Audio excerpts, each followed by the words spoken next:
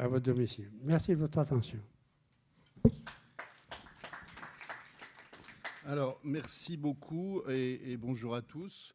Donc, c'est aujourd'hui la deuxième conférence que je vais faire. Je me présente toutes mes excuses par rapport aux personnes qui ont suivi la première, parce que je vais essayer d'écrire un contexte qui n'a pas changé, puisque c'était un contexte qui était Lyon au début du XXe siècle. Donc, il y aura quelques diapos qui seront communes à la présentation sur Claudius Regaud. Alors, Victor Despeigne, ça sera on va dire, le tout premier pionnier, puisque tout ce que je vais vous raconter commence seulement 6 mois après la découverte des rayons X par Röntgen. Donc, vous verrez que c'est une histoire presque drôle, dans le sens où la postérité n'a pas été très sympathique avec Victor Despeigne. La preuve, c'est qu'il est très peu connu. Et pourtant, j'espère qu'à la fin de cette conférence, vous pourrez faire la liste très longue de ce qu'il aura fait et ce pourquoi on peut vraiment le considérer comme un pionnier, voire un anti-héros des radiations. Alors, avant tout, je voulais dépeindre le contexte complètement local, c'est-à-dire vous expliquer, un peu comme Michel Amiel l'a fait, qu'est-ce que c'est quoi la radiobiologie.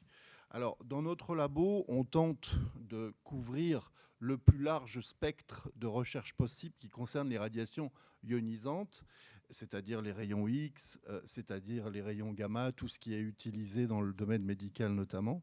Et en particulier, on a plusieurs pôles. Et en termes j'allais dire, d'importance, c'est d'abord le pôle forte dose qui va concerner toute la recherche sur la radiothérapie.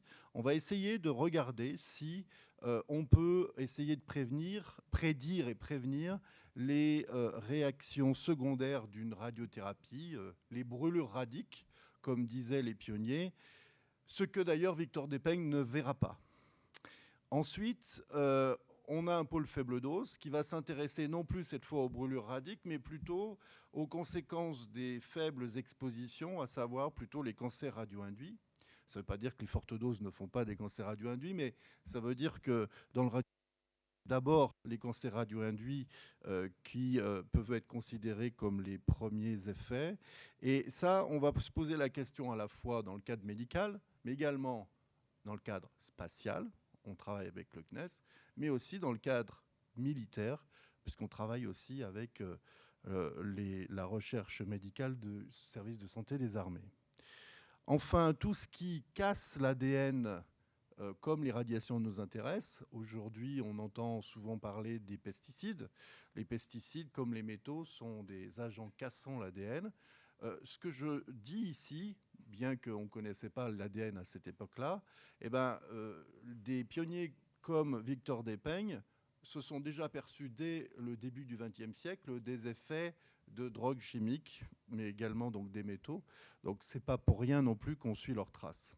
Enfin, le pôle plutôt sciences humaines et sociales est un pôle qui est original en soi, puisqu'on va s'intéresser sur la perception des risques.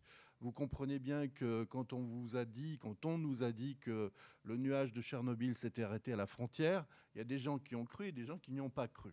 Et donc, du coup, on voit bien qu'on n'a pas les mêmes perceptions des risques. Alors, souvent, en classe, j'allais dire en cours, je dis imaginez que j'ai caché une source radioactive dans la salle. La moitié des gens vont partir en courant, d'autres vont dire non, c'est pas vrai, ou d'autres encore vont dire même si elle y est, ça fait rien. Et voilà, c'est ce sur quoi on travaille. Et avec ces sciences humaines et sociales, fait partie de ce groupe, de ce pôle, la culture et notamment l'histoire des sciences relatives aux radiations. Donc, c'est dans ce cadre de pôle-là qu'on a travaillé sur Victor Despeigne. Enfin, comme la plupart maintenant des labos INSERM, on a une fondation de start-up qui est plus ou moins chargée de valoriser tout ce qu'on fait et notamment de commercialiser des tests de radiosensibilité. Alors, ceci étant dit, puisque j'ai placé le contexte dans le labo, maintenant je vais placer le contexte dans Lyon.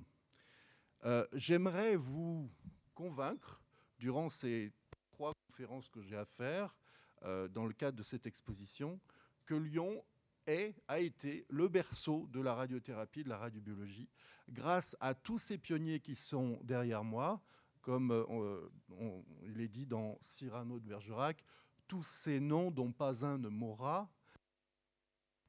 Si on peut faire un sondage dans la salle, je ne suis pas sûr que vous en connaissez la moitié. Nonobstant, évidemment, les connaissances que vous avez, mais disons qu'à part peut-être quelques noms de rues, leur rapport est souvent obscur au grand public et même aux spécialistes de la profession. Donc aujourd'hui, on va s'intéresser évidemment à Victor Despeignes. Et Victor Despeignes est né en 1866 dans un contexte, il va devenir actif dans un contexte qui est très particulier et dont j'ai parlé lors de ma première conférence. Juste un détail, Victor Despeignes est né rue Bourbon à Lyon. Alors on a cherché ce que c'était rue Bourbon, c'est tout simplement la rue Victor Hugo, la rue piétonne. Et il se trouve que Claudius Rogo, dont j'ai parlé la dernière fois, est également né juste au bout de la rue Victor Hugo. Donc cette rue Victor Hugo aura donné, avec la statue d'Ampère, de part et d'autre, Claudius Rogo et Victor Despeignes. L'immeuble dans lequel il est né a été refait. Il date des années 50. Et donc avant, c'était un immeuble assez classique. Et je parlerai de la famille de Victor Despeignes tout à l'heure. Donc le contexte historique, il est le suivant. En 1895, on a une conjonction très rare. Peut-être quelque chose qui est comparable, souvent je compare avec tout ce qui a été fait pour comprendre l'atome à Paris, avec les Curie, avec les Langevin, etc. Eh bien, on peut dire qu'à Lyon, on a eu un peu l'équivalent, hélas mal valorisé, pour la biologie. En fait, on sait qu'en 1995, Röntgen découvre les rayons X, que les frères Lumière développent leur premier film. C'est vraiment la même année, et vous verrez, c'est quasiment le même jour. Mais surtout que ça fait seulement 3 mois que Pasteur est décédé. Et alors que Pasteur a rencontré plein d'oppositions avec sa fameuse génération spontanée, enfin les pro-générations spontanées dans les années précédentes, à sa mort, c'est le triomphe de ses théories sur les microbes. Triomphe à tel point qu'on va mettre des microbes partout dans toutes les théories, même là où aujourd'hui c'est un peu contestable d'en mettre, et notamment sur la théorie microbienne pour le cancer. Alors, vous connaissez les acquis de Pasteur. On parlera d'ailleurs de la maladie du charbon assez rapidement. Je ne vous fais pas la liste de ces découvertes, mais encore une fois, ce qu'il faut comprendre à l'époque, c'est que le cancer, c'est une maladie de riches. La vraie maladie à l'époque, c'est la tuberculose. Donc, carrément, une maladie à microbes, là, tout le monde en est conscient. Eh bien, par rapport à la tuberculose, on va imaginer 2 choses. D'abord, que le cancer est aussi une maladie à microbes. On sait aujourd'hui, par exemple, que certains cancers de l'estomac peuvent être dus par une bactérie qui s'appelle Helicobacter pylori. Ça, oui. Mais c'est vraiment l'exception, j'allais dire. Aujourd'hui, on défend une théorie qui s'appelle la théorie cellulaire, c'est-à-dire des cellules qui ont dérivé en cancer sans pour autant avoir une action quelque part de microbes. Mais quand les rayons X seront découverts, la première des choses qu'on va regarder aussi, c'est, dans l'utilité de ces rayons X, c'est l'action bactéricide antimicrobe des rayons X.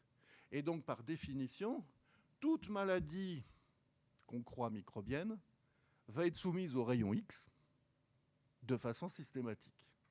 Et le premier qui va faire le lien avec le cancer, ça sera Victor Despeignes. On va voir comment. Donc, pour Lyon, Pasteur, c'est quoi ? Pour Lyon, Pasteur, c'est 2 maires. Les 2 maires médecins de Lyon, que sont Gailleton et Augagneur, on a conservé les quais, mais on n'a peut-être pas conservé ce qu'ils ont fait vraiment. Ces deux médecins étaient complètement convaincus de l'utilité, j'allais dire, en santé publique, l'application en santé publique des théories microbiennes de Pasteur. Et ça voulait dire quoi? Un seul mot le résume, l'hygiène, voire l'hygiénisme. C'est-à-dire, ça commençait par un nettoyage des rues. Il y a des vieilles affiches qui disaient ne pas cracher par terre. Moi, je me souviens encore, dans les écoles, il y avait des affiches comme ça, contre la tuberculose, mais ça date de cette époque-là. Le nettoyage des rues, le contrôle de l'eau, on va le voir surtout, avec la salubrité des immeubles, et surtout l'enseignement. Enseigner l'hygiène dans les écoles ménagères, auprès des femmes, auprès des hommes dans leur travail, etc. Donc, il y a eu tout un programme à Lyon qu'il n'aura pas, par exemple, à Paris à la même époque, tout simplement parce que les maires étaient des maires médecins. Juste un petit détail, Antoine Gailleton a un conseiller qui est une forte tête, qui est aussi convaincu des idées pasteuriennes, qui n'est pas médecin, mais qui est plutôt marchand, qui s'appelle Nicolas Despeignes. Nicolas Despeignes sera le père de notre Victor Despeignes. Et donc, dans l'historique des procès-verbaux par exemple, du conseil municipal de Lyon, dans les grandes discussions et surtout dans les satires dans la presse à cette époque que l'on peut faire sur Gailleton, puisque on a beaucoup de satires à Lyon, on aime bien avoir des petits dessins rigolos, eh bien Nicolas Despeignes en prend pour son grade, c'est le cas de le dire, parce que la plupart du temps il était dans tous les mauvais coups où il fallait dire exactement ce qu'on pensait, il était souvent secrétaire de séance, et il a été, j'allais dire, sujet de moquerie et de satire, comme a pu l'être Gailleton. Donc Nicolas Despeignes est tout simplement le conseiller de Gailleton. Alors, ces deux maires, notamment Gailleton, ils vont faire quelque chose qui paraît complètement fou à cette époque.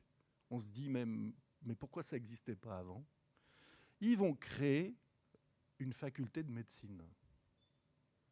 En fait, il n'y avait pas cette idée de faculté des sciences et faculté de médecine. C'était différent.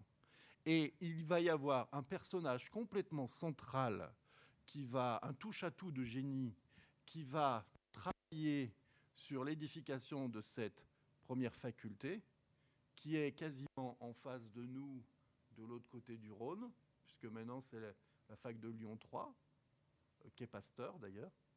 Eh bien, c'est Louis Lortet. Alors, Louis Lortet, lui, si on faisait la liste de toutes les spécialités qu'il avait, je pense qu'on couvrirait tout le domaine de la science biologique, de la physique, de la chimie.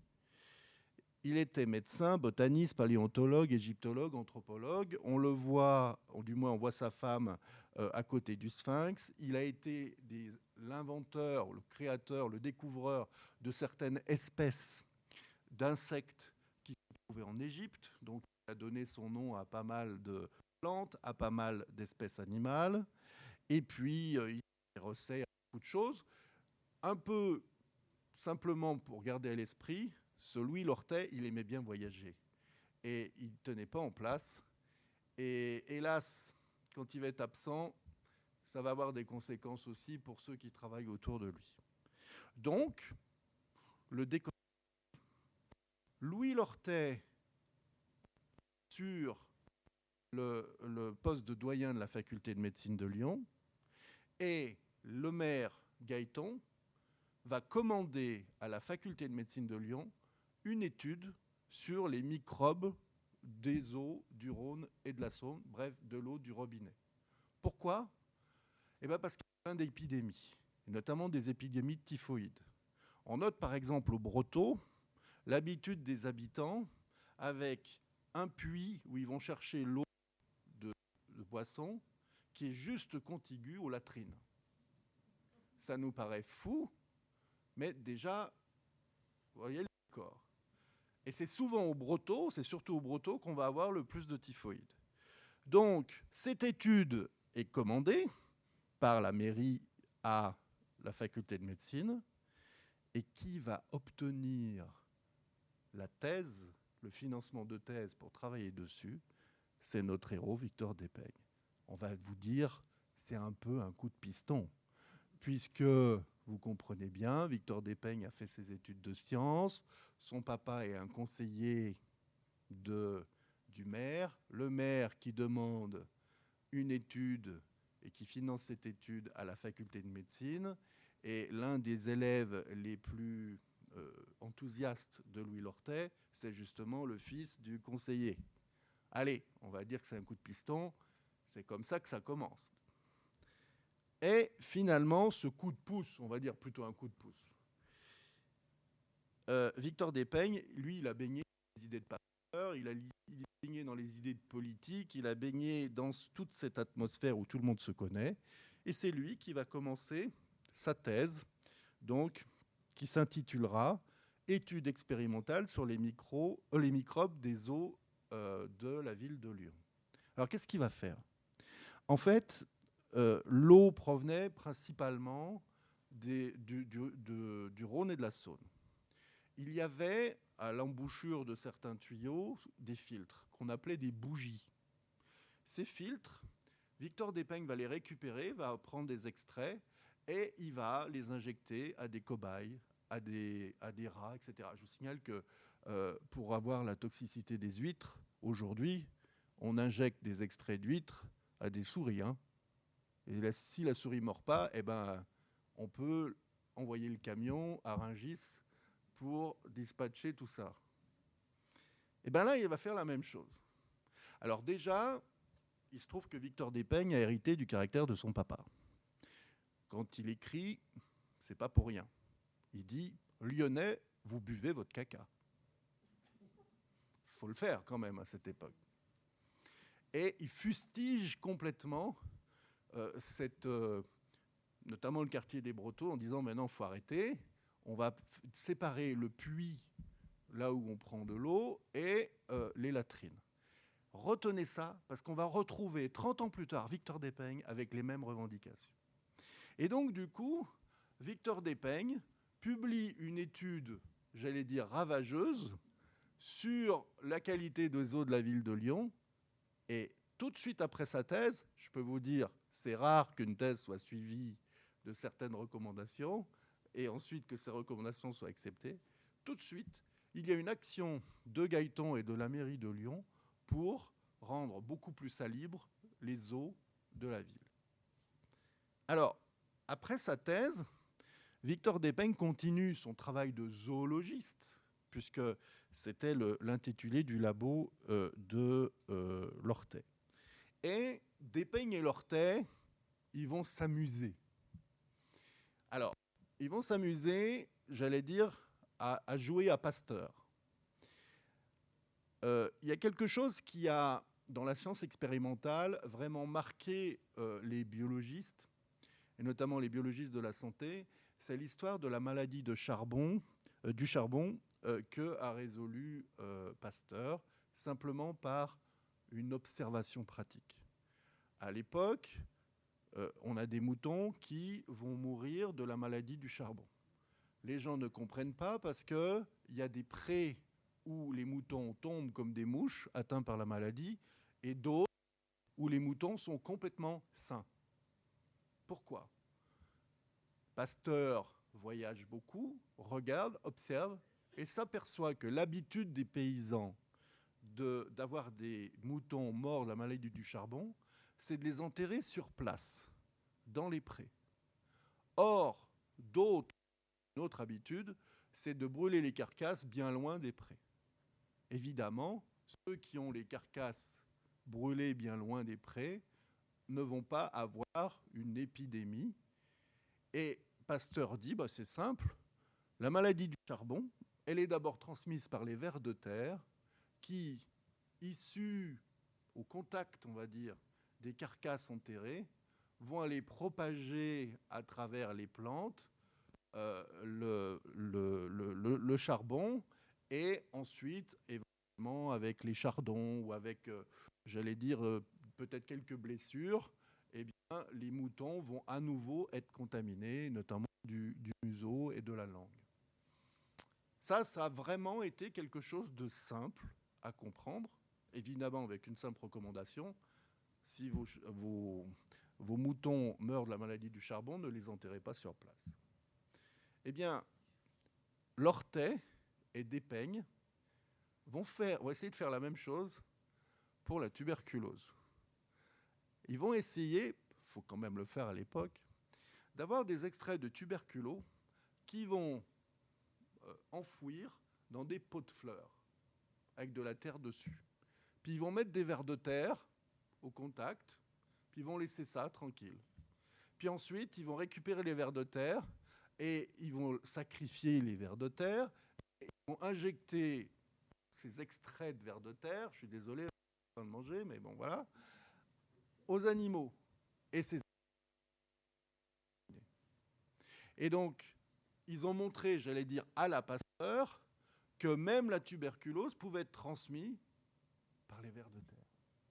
Alors évidemment, il y a bien d'autres transmissions possibles, j'allais dire beaucoup plus probables, mais ils sont contents, ils ont fait une expérience très simple, et ça prouve au moins quelque chose, c'est que l'ortais et Despeigne sont complètement convaincus des idées de Pasteur. Oublions Pasteur, et maintenant abordons le deuxième volet, qui est les Frères Lumière. Donc, comme je vous l'ai dit, le même jour que Röntgen publie son article sur les rayons X, les Frères Lumière présentent leur première représentation publique du cinématographe. Et ce qu'il faut savoir à l'époque, c'est que pour produire des rayons X, eh bien, il faut trois choses. Il faut d'abord une source d'énergie. Cette source d'énergie, elle est soit chimique, soit mécanique.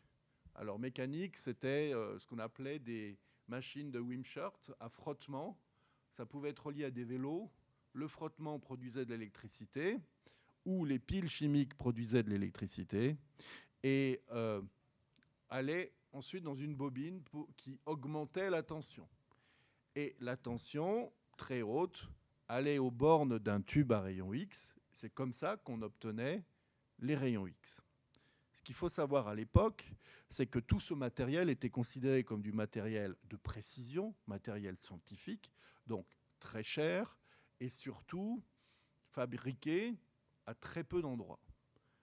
Ce qui est manifestement représentatif, c'est la production de la bobine qui, généralement, était à cette époque, la plus probable, la plus fréquente, était la bobine dite de Ruhmkorff. Ruhmkorff, c'était un Allemand qui n'avait rien du tout compris de la géopolitique, puisque lui, avant que les Allemands nous battent en 1870, il était passé du côté français. Et il avait essayé d'améliorer les canons français. Ça n'a pas servi. Par contre, il a créé une usine d'instrumentation scientifique à Paris. Il devient très célèbre avec sa bobine, que vous pouvez trouver aussi en mode miniature pour les jouets. À l'époque, des fois, les jouets électriques, les premiers jouets électriques, il y avait des bobines, des petites bobines de Ruhmkorff qui étaient sur un plan en bois. Et ça peut se trouver très facilement sur eBay, par exemple. Ruhmkorff meurt, et c'est un certain Carpentier qui reprend l'affaire des usines. Mais Carpentier, lui, il va avoir une source de revenus supplémentaire.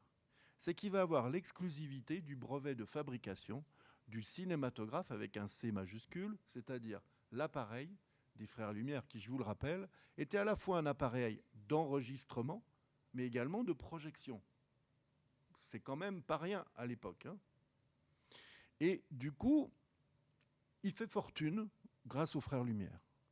Pour remercier, il ouvre le catalogue aux Frères Lumière et il dit « Choisissez ce que vous voulez, tout est gratuit ».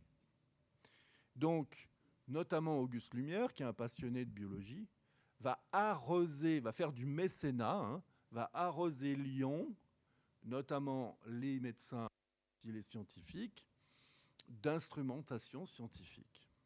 Et c'est comme ça qu'on sait, avec, j'allais dire, des écrits, notamment de la société, de l'Académie des sciences de Lyon, on sait comment ont été observées, faites les premières radiographies à Lyon. C'était avec des tubes à rayons X délivrés par les frères Lumière. Et ces tubes à rayons X, ils ont été donnés à au moins 2 personnes qui, vous voyez l'éclair, ne pouvaient pas se voir en peinture. Étienne Destaut d'un côté, qui va devenir l'un des tout premiers radiologues de France, et Louis Lortet, que je vous ai déjà présenté. Étienne Destaut, lui, ne croyait pas du tout aux vertus thérapeutiques des rayons X, et il toisait, j'allais dire, du regard, puisque c'était plus ou moins en face, ce que faisaient les médecins à la faculté de médecine. Donc, retenez Étienne Destaut, Louis Lortet. Enfin, évidemment, Röntgen. Donc ça, je vais reprendre aussi les choses. Röntgen, quand vous faites Wikipédia, vous trouvez soi-disant la main de madame. Vous savez que ce n'est pas la main de madame. C'est la main de quelqu'un d'autre. Juste avant, le contexte politique, c'était qu'en 1870, il y a 3 grandes figures, Napoléon III, Louis Pasteur, Victor Hugo, et que la honte de la France, c'est d'avoir eu le couronnement de Guillaume II à la Galerie des Glaces de Versailles. Et de 1870 jusqu'en 1914, c'est vraiment la guerre entre Français et Allemands qui continue, notamment dans le cadre scientifique. Pour la recherche de l'hyperphosphorescence, c'est-à-dire ces phénomènes d'illumination naturelle, tant venant par exemple des pauvres verluisants. Je dis pauvres verluisants parce qu'eux, ils ont été bouillis, je ne sais plus comment on dit, coupés en tranches, en rondelles, enfin, bref, pour savoir quel était le secret de leur lumière. Hein.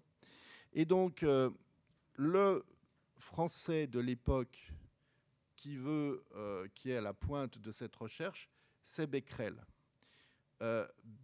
À cette époque, on sait qu'il y a une substance qui s'appelle le platinocyanure de barium, qui est une substance qui s'illumine, fluoresce, on va dire, dans certaines conditions. Et tous les gens qui étaient intéressés par ce phénomène de fluorescence avaient dans leur laboratoire une fiole avec du platinocyanure de barium. Qu'est-ce que fait Röntgen ?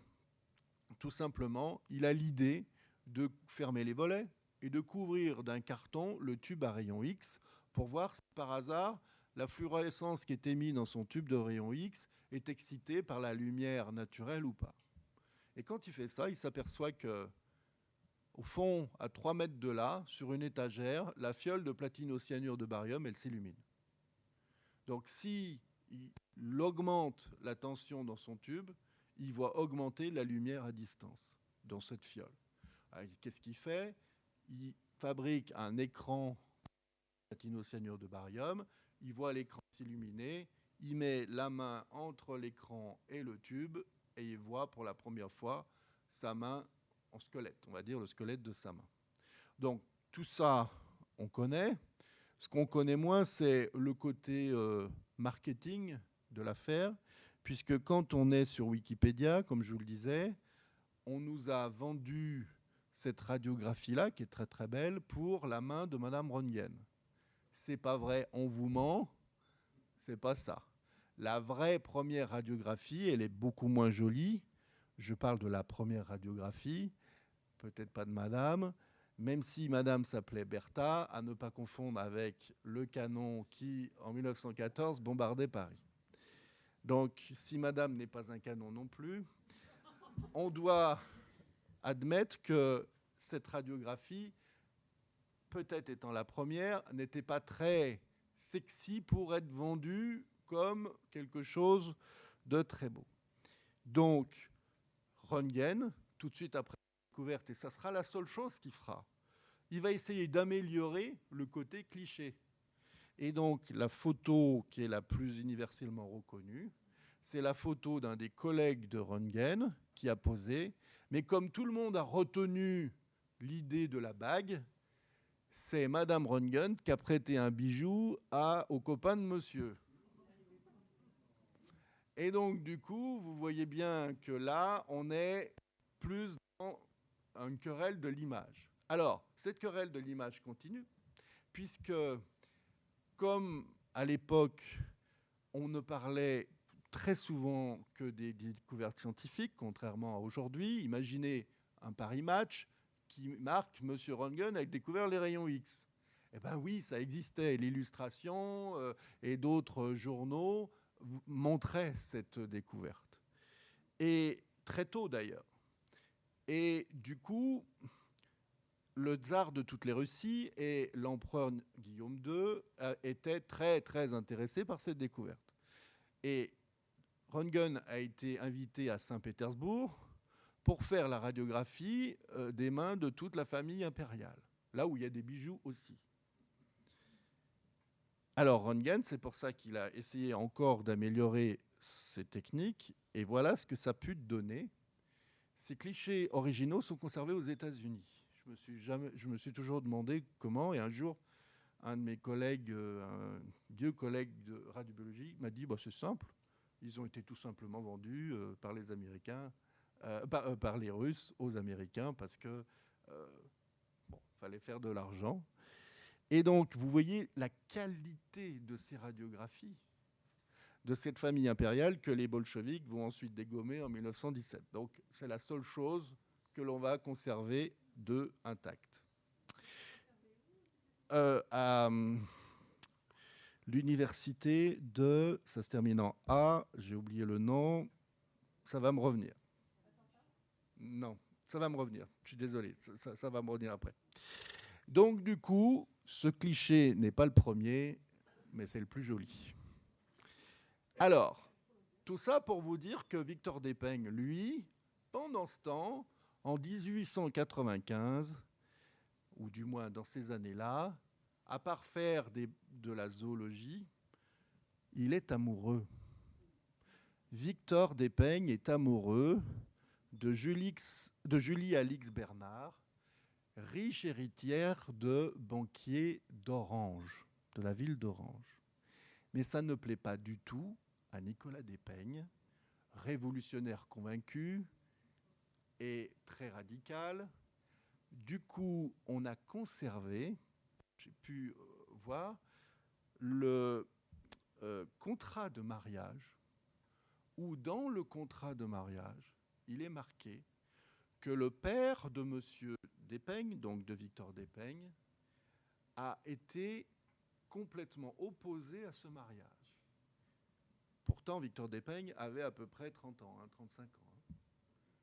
Mais Victor Despeigne a envoyé un huissier à son père pour dire qu'il regrettait son opposition, mais il ne voyait pas une opposition légale à ce qui convole à 35 ans. Le père a envoyé un autre message en disant qu'il sortait complètement de la loi, mais il était toujours opposé. Le mariage, c'est quand même fait. Vous allez voir, c'est quand même des têtes. Hein. Le mariage, c'est quand même fait. C'est un mariage d'amour. Elle était pianiste, elle donnait des cours de piano et on peut trouver au musée des Beaux-Arts de Chambéry encore des tableaux de Alix Despeigne qui, très franchement, ont passé son temps à faire des tableaux.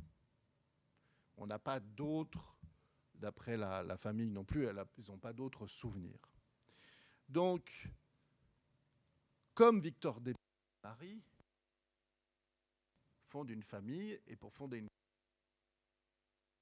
promotion, et cette promotion, qui serait la bienvenue, ça serait d'être directeur du laboratoire de zoologie, c'est-à-dire à la place de Louis Lortet, qui lui n'en demande pas mieux, parce que lui, il est plutôt intéressé à aller voir si autour du sphinx, il ne voit pas des insectes, pas connus, et il dit « Ah, mais sans problème, je suis d'accord, et vous êtes mon meilleur élément. » Donc Victor Despeigne c'est parti, fait...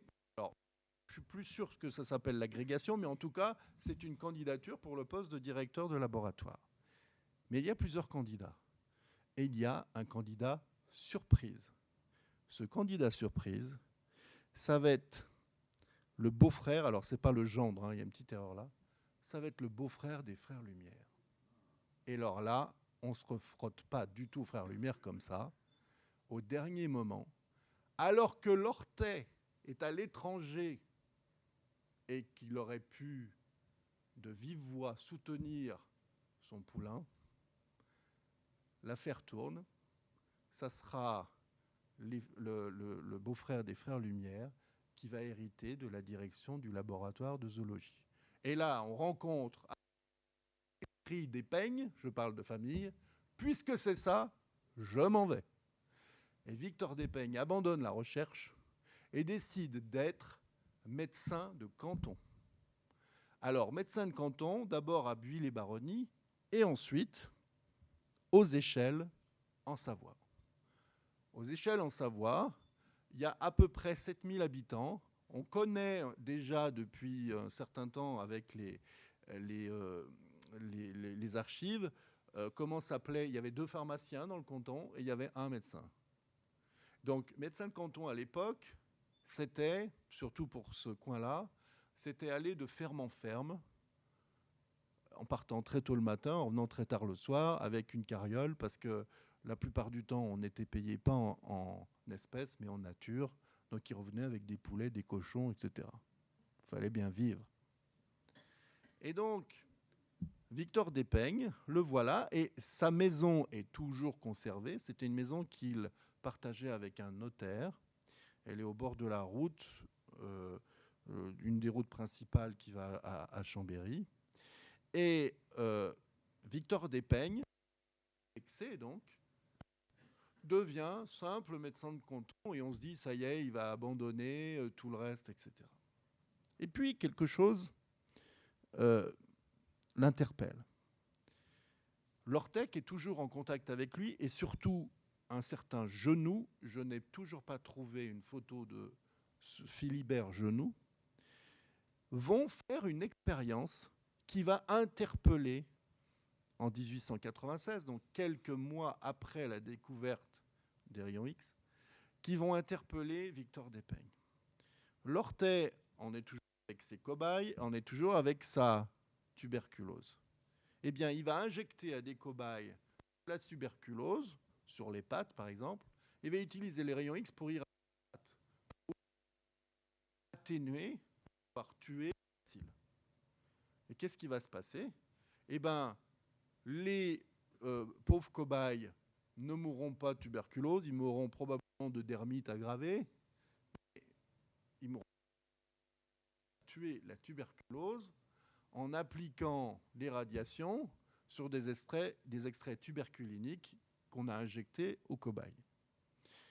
Ce qui est intéressant dans cette histoire, c'est que ça s'est fait avec le fameux tube des frères Lumière, mais aussi, ça s'est fait, on va dire, de façon tout à fait au hasard, en irradiant 2 fois dans la journée, le matin et le soir. Je ne vous en dis pas plus. La maison des frères de Victor Despeignes, en 1896, elle est comme ça. Évidemment, il n'y a pas la parabole, là c'est en travaux, évidemment. Et on peut découvrir pour la première fois Nicolas Despeignes, le fameux révolutionnaire, qui n'a pas l'air content. Et puis la famille Despeignes, ils ont eu un enfant qui sera médecin également. Ces 2 photos-là, plus celle qui est sur la couverture le début de la diapo, sont les 2 seules photos de Victor Despeignes.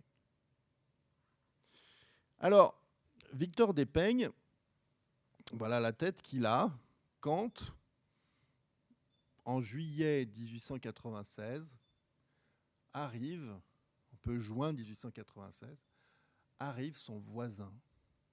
Alors, je vous le dis, j'ai pu comprendre et démontrer que c'était son voisin.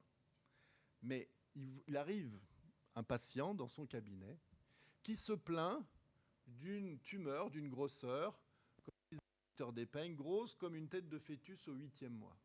Victor Despeigne diagnostique tout de suite, avec certains collègues, un cancer de l'estomac. On sait très clairement que ce n'était pas un cancer de l'estomac. Il s'est planté, ça, faut l'avouer. Mais il se dit, et si je faisais comme les cobayes et la tuberculose, si j'irradiais ce fameux cancer dont je pense être une maladie microbienne, et je vais faire la même chose que pour les cobayes, ça m'arrange, une dose le matin, une dose le soir, puisque moi, je pars très tôt le matin de ferme en ferme et je reviens très tard le soir. Du fractionnement, c'est-à-dire que le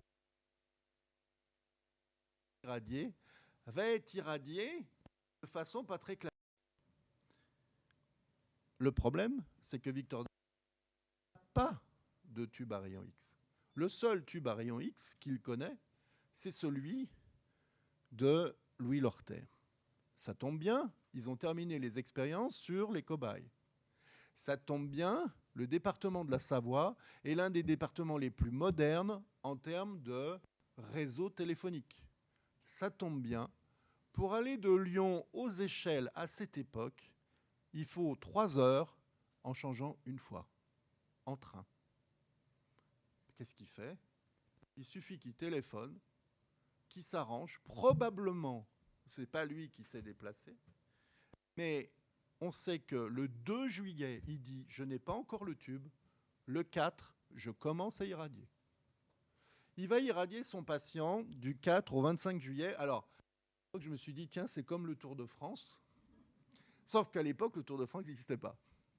Par contre, c'est les premiers Jeux olympiques de l'ère moderne, 1896.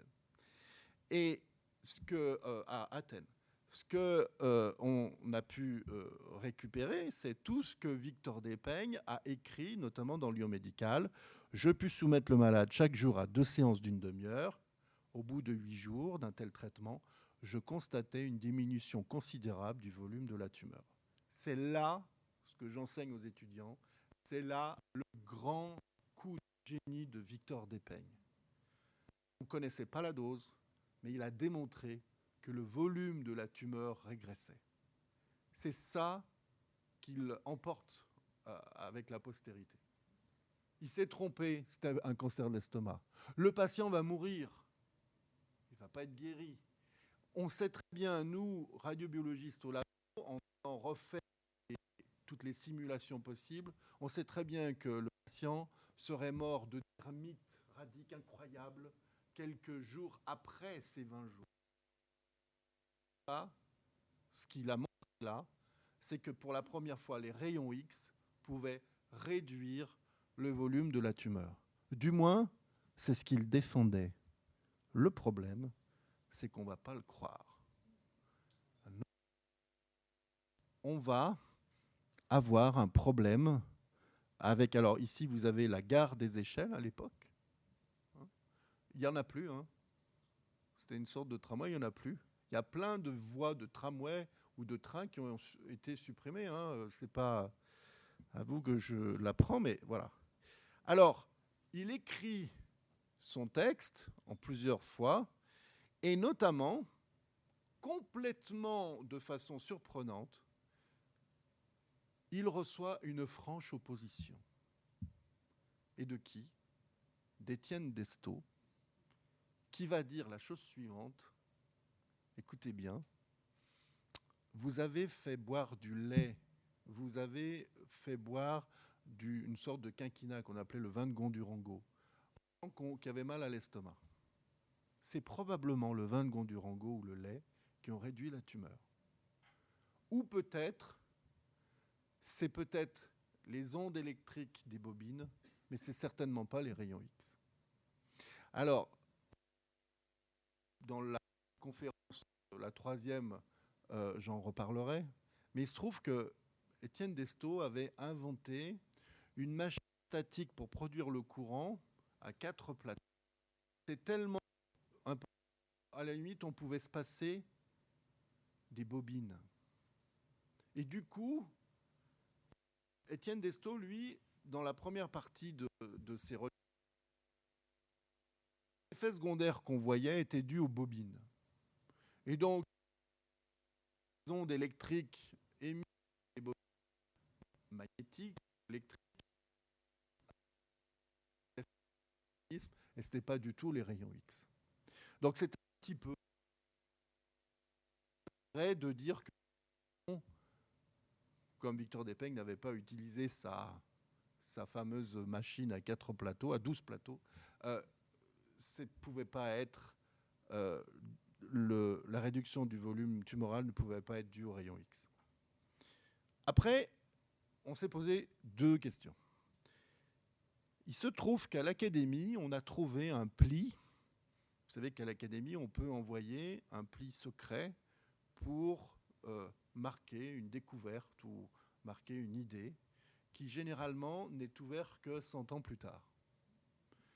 Il y a un certain docteur Portaz du pont de Beauvoisin, qui est tout à côté, qui avait dit oh ben, on peut utiliser les rayons X combinés aux ondes électriques pour tuer des maladies comme le cancer. Est-ce que Portaz a chippé l'idée de Victor Despeigne, puisqu'ils étaient voisins en termes de canton et de médecins? Est-ce que c'est l'inverse? Est-ce qu'il y a eu Victor Despeigne qui a parlé trop? On sait que Victor Despeigne a montré son patient à 2 autres collègues. Ça ne pouvait être que les voisins de canton. Le pli a été décacheté, c'est-à-dire que ça a été ouvert et considéré comme absolument nul par l'Académie. Il n'y a pas eu de photo, il n'y a rien eu, c'était juste une idée. Vu ce que Victor Despeigne a fait, je pense qu'on peut quand même lui attribuer déjà l'origine des idées. D'ailleurs, la preuve, c'est que le docteur Portaz n'a pas du tout insisté après, par la suite. Et puis ensuite, on s'est posé la question, qui c'est le premier patient? Alors ça, c'est une aventure qui m'a pris 6 mois. Et il suffisait simplement, bien sûr, vous allez dire, de regarder dans l'état d'état civil, qui est mort le 24 juillet 1896, 51 ans, puisque c'était son âge, Victor Despeigne en parle. Bien sûr, j'avais son nom. On peut en parler aujourd'hui. C'est un certain Eugène Constant Colliat, C-O-2-L-I-A-T. Et cet Eugène Constant Colliat, il a aussi une histoire. En fait, c'était un confiseur, un vendeur de bonbons à Voiron. Ce vendeur de bonbons avait fait fortune dans le bonbon et voulait investir encore son argent dans des machines qui utilisaient l'eau comme force motrice, notamment pour faire de la viscose. À l'époque, c'était la soie artificielle. Et aux Échelles, il y avait beaucoup de ruisseaux. Et donc, il a installé ses usines aux Échelles, exactement en face de la maison de Victor Despeigne, en utilisant la force du courant. En utilisant la force du courant, il a pu allumer, enfin, disposer de l'électricité et l'éclairage dans l'usine. Ça voulait dire que les gens pouvaient faire les 3-8 à la lumière du jour. Mais le conseil municipal, on n'a pas entendu comme ça. Vous vous rendez compte, Monsieur Colliat veut nous faire travailler la nuit. Même à la lumière, c'est pas normal. Et puis, il empêche les poissons de vivre leur vie dans les ruisseaux, même en dégageant des canaux particuliers. Bref, Monsieur Eugène Constant Colliat perturbe la vie tranquille des Échelles. Monsieur Victor Despeigne, médecin, soutient l'action de Monsieur Eugène Constant Colliat. En fait, à chaque fois que Eugène Constant Colliat a des problèmes pour son esprit, j'allais dire, de progrès, Victor Despeigne est derrière en disant non mais moi je vous dis que c'est bien ce qu'il fait. Donc ils étaient non seulement voisins, mais aussi des mêmes idées, des idées de progrès. Et on comprend comment Eugène Constant Colliat a accepté tout de suite d'être le premier patient, parce que c'était finalement quelque chose de complètement nouveau. Pour la petite histoire, cet Eugène Constant qui était veuf a eu 2 filles. Ces 2 filles, à l'époque, ont fait leur thèse de médecine en 1913. C'était les premières quasiment à faire leur thèse de médecine, à qui elles ont envoyé un exemplaire pour les remerciements de leur soutien, de son soutien à Victor Despeigne. Victor Despeigne était aussi un fils et essayait de soutenir les filles de son patient. Alors, comme l'histoire est, j'allais dire, répétitive, comme on n'a pas voulu croire à ce que Victor Despeigne avait fait, il a dit pour la 2e fois de sa vie, puisque c'est ça, j'arrête. Victor Despeigne, ça sera la première et la dernière fois qu'il fera sa radiothérapie. Et il va retrouver, j'allais dire, ses amours, puisqu'il va trouver un poste qui va s'ouvrir quasiment pour lui d'ailleurs, à la ville de Chambéry, directeur du bureau d'hygiène de la ville de Chambéry. Et pendant 30 ans, il va se consacrer à l'hygiène. Et vous allez voir ce qu'il va faire. Le résultat, c'est que la ville de Chambéry sera la première ville en France à obtenir la médaille d'or de l'hygiène dans les années 30. D'abord, et là ça c'est fantastique, Victor Despeigne sait qu'il faut enseigner l'hygiène. Je crois qu'il a essaimé tous les lycées de garçons et de jeunes filles de la région en faisant des conférences. Et notamment, il y a une conférence qui est restée célèbre, qui s'intitule, pour un collège de jeunes filles, « Soyez coquettes ». Alors, c'est un peu inattendu comme titre, mais il explique que finalement, être coquette, c'est attendre son homme dans un home, j'allais dire, une maison salubre, nette, propre, pour l'éviter de trop aller voir ailleurs au bistrot ou pire. Et du coup, si vous avez un intérieur propre, vous pourrez avoir une famille basée sur des valeurs stables. Il est contre les jupes, parce qu'il dit, ce sont des balayeuses. Ça apporte les miasmes jusqu'au paillasson de chez vous. Il est tout à fait d'accord pour que la femme fasse de la bicyclette, c'est très sain. Il n'est pas trop d'accord qu'on laisse rentrer les enfants dans les cimetières, parce que les cimetières à l'époque, il y a un peu des émanations d'odeurs pas très, on va dire, bonnes. Et du coup, il faut rendre d'abord salubres les cimetières avant d'y emmener les enfants. Il va décontaminer tous les manuels scolaires de la ville de Chambéry à chaque vacances. Enfin, il est le créateur du carnet de santé. Il va créer un carnet pour chaque élève pour être sûr que chacun a reçu les vaccinations qu'il avait. Il est très soucieux que dans les moindres fermes, on applique les règles d'hygiène, et pour ça, il propose à la ville de Chambéry de rembourser le train ou l'auto pour que les fermiers et les fermières aillent à la ville pour avoir des consultations, notamment pour les maladies vénériennes. Et puis, dans un journal local, il va faire tous les samedis 3-4 colonnes, ce qu'il appelait les causeries médicales du docteur Despeigne. Et il va aborder des sujets sur l'hygiène. Et il y a même un texte qui est assez triste sur les rayons X. Il dit, bah voilà, moi j'ai essayé les rayons X, j'ai trouvé qu'il y avait une efficacité pour tuer les maladies, et je pense que pour le radium c'est pareil. Mais bon, on m'a pas cru à l'époque. Donc je laisse à d'autres le soin de démontrer tout ça. Et donc, ce qui est drôle, rappelez-vous les latrines au Brotteaux, c'est qu'ils fondent la société savoisienne de logement qui va construire les premiers HLM.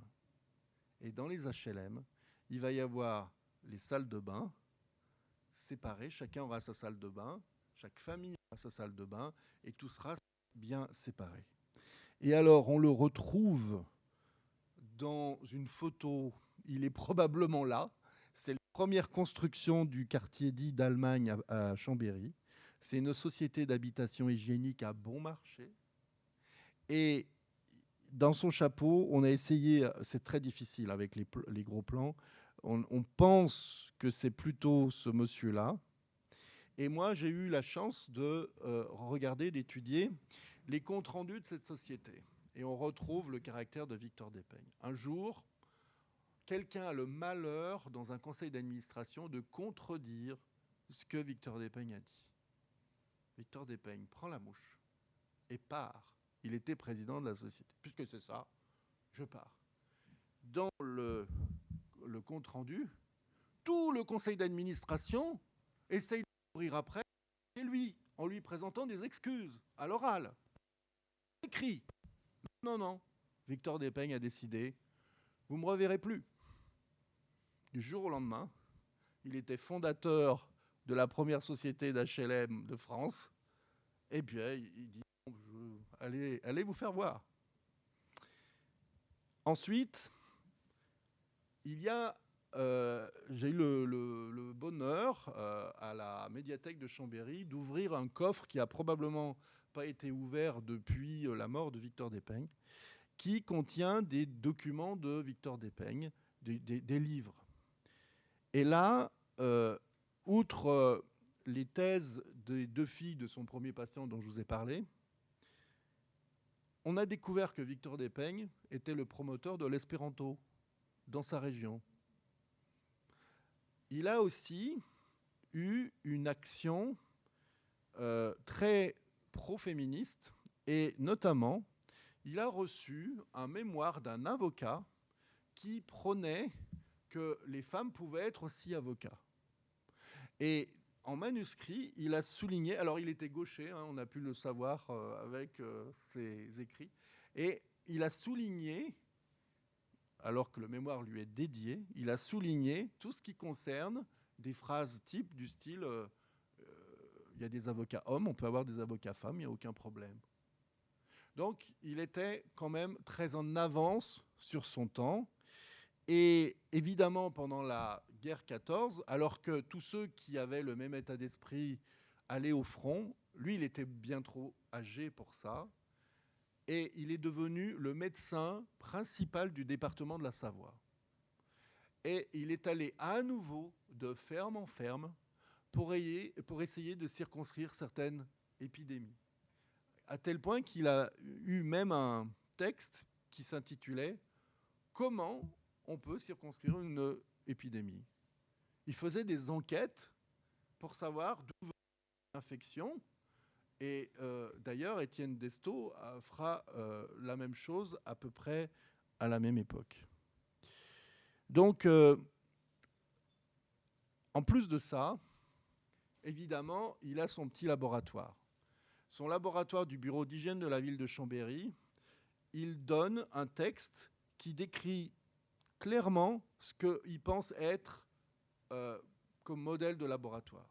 Un laboratoire avec tout ce qui est le plus moderne en termes d'instrumentation, mais aussi un musée à côté, mais aussi une salle de cours. Cet esprit centre hospitalier universitaire, on trouve aussi chez Victor Despeigne. Il faut faire, savoir et faire savoir. Et donc, du coup, cette idée-là, a fait des petits, notamment à Chambéry, puisque le bureau d'hygiène aura une vie très longue grâce à Victor Despeigne. Puis un jour, il est au laboratoire et soudain, il a mal à l'estomac. En fait, il va avoir une perforation, on va essayer de l'opérer, et il va mourir pendant l'opération. En fait, exactement, il va mourir chez lui. Alors, il était mort 3 rue de la République.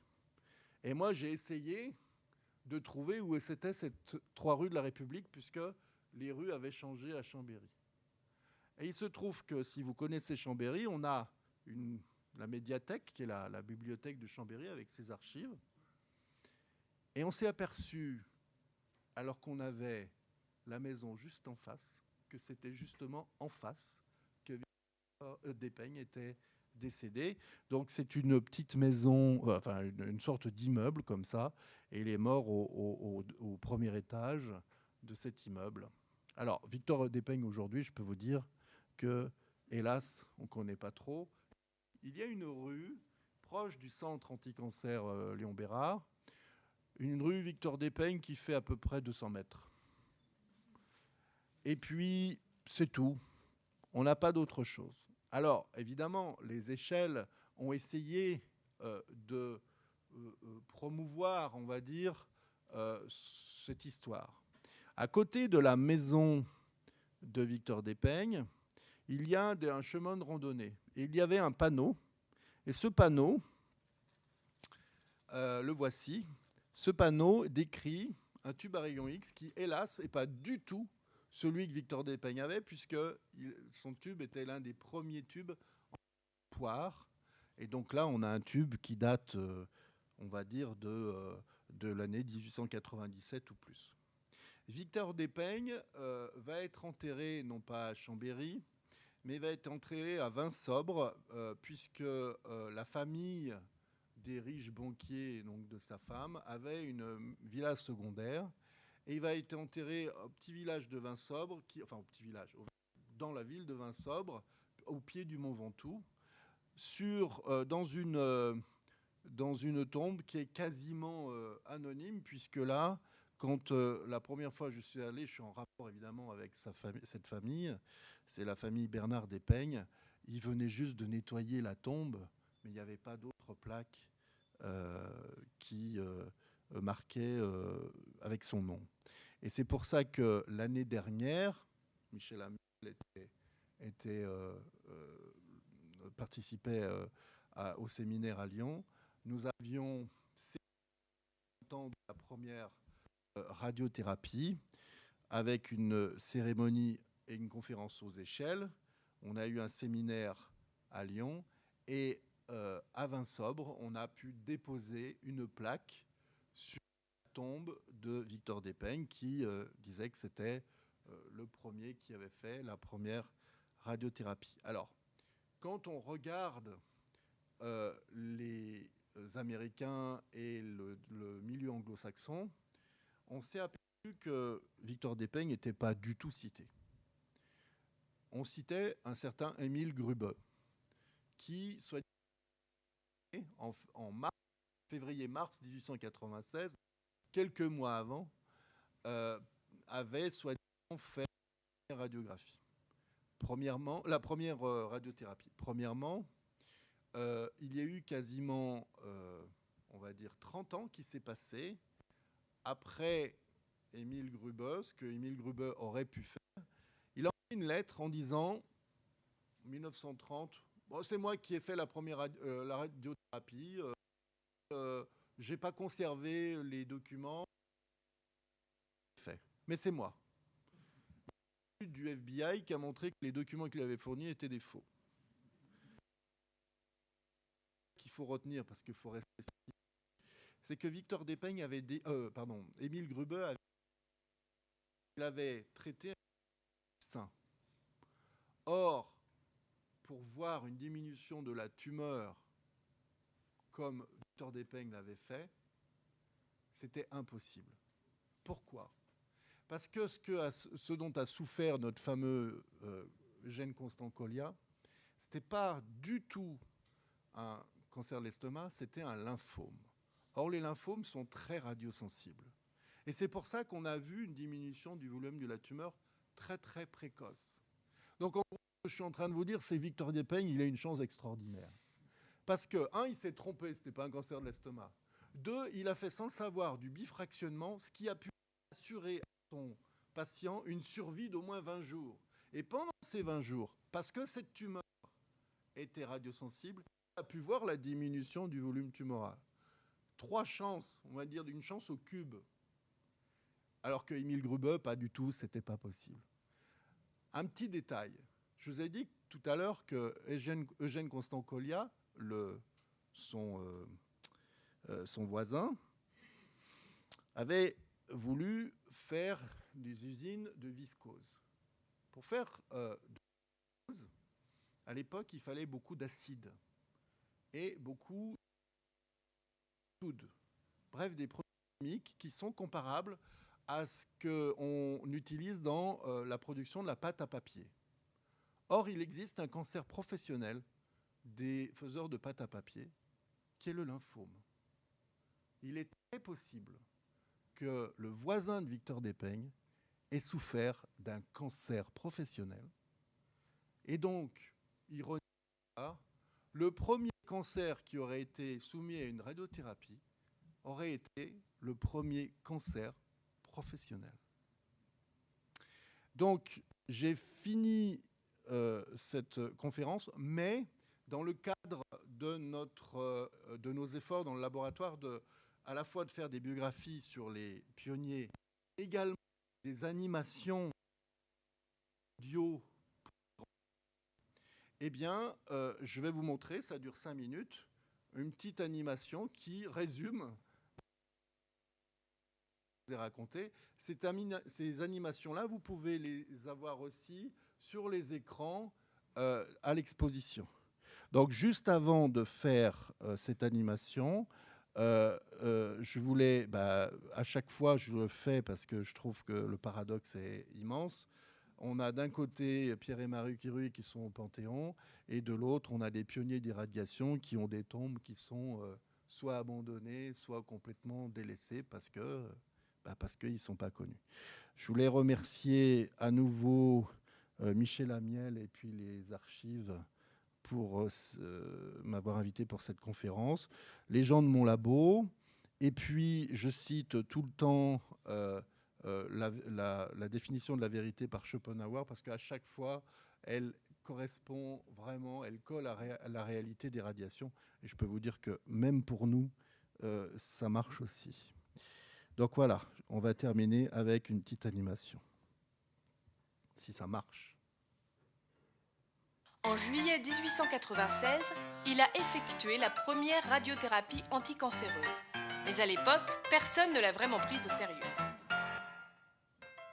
Victor Despeignes est né le 14 février 1866 dans le 2e arrondissement de Lyon. Son père, négociant, était une personnalité publique de la ville de Lyon. Il a notamment été conseiller républicain d'Antoine Gailleton, le maire médecin acquis aux idées de Pasteur. Victor grandit donc dans un univers favorable aux idées nouvelles. Il entreprend des études de médecine et s'intéresse naturellement aux microbes et aux méthodes pasteuriennes. Il fait partie de ce courant de médecins hygiénistes du début du XXe siècle qui cherchent à imposer les règles les plus élémentaires de propreté au grand public comme à leurs confrères. Il n'a pas 20 ans quand il intègre le laboratoire de zoologie du professeur Louis Lortet, cet illustre médecin doyen de la faculté de médecine de Lyon, qui cumule les casquettes de botaniste, paléontologue, égyptologue et anthropologue.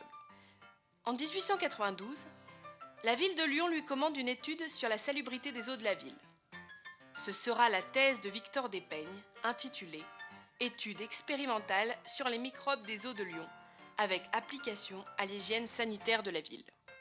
Il remet ainsi en cause l'utilisation des puits citadins, dont les eaux étaient responsables de nombreux cas de fièvre typhoïde et de dysenterie, à cause de leur proximité avec les latrines des immeubles.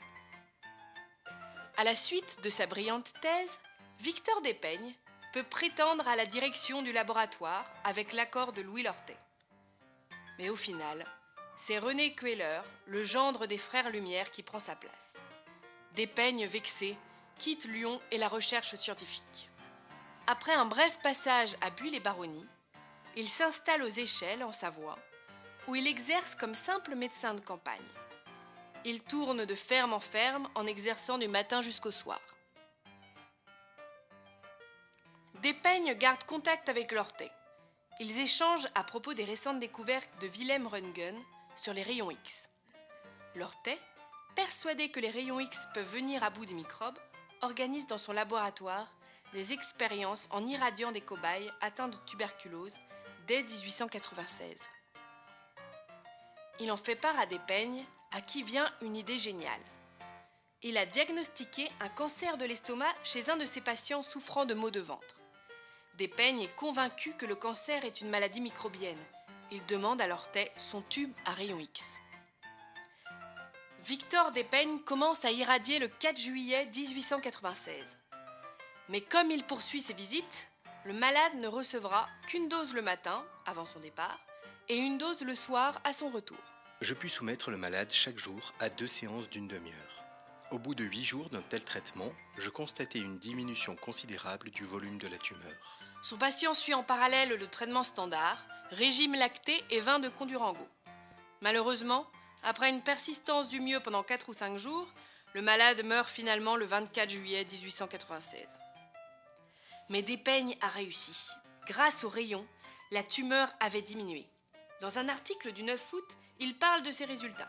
3 faits restent donc acquis. Une amélioration considérable de l'état général, ayant amené une survie que l'on peut estimer sans exagération à 15 jours. Une suppression absolue des douleurs au niveau de la tumeur. Et enfin, une diminution considérable du volume de celle-ci. Il en conclut que sur une affection cancéreuse moins rapide, on pourrait, grâce au rayon, espérer sinon une guérison, du moins une survie considérable. Ces faits sont diffusés dans la communauté scientifique et médicale. Mais le doute s'installe. Certains attribuent ce résultat au régime lacté et au vin du Condurango plutôt qu'au rayon X. Une fois encore, vexé, Victor Despeigne abandonne. Il ne tentera plus rien puisqu'on ne le croit pas. En 1906, 10 ans après l'expérience aux échelles, la ville de Chambéry nomme Despeigne directeur du bureau d'hygiène nouvellement créé. Il y bâtit tout un système éducatif pour promouvoir les idées pasteuriennes. Il combat les microbes partout où ils prolifèrent, allant jusqu'à déconseiller le port des jupes longues qu'il considère comme de véritables balais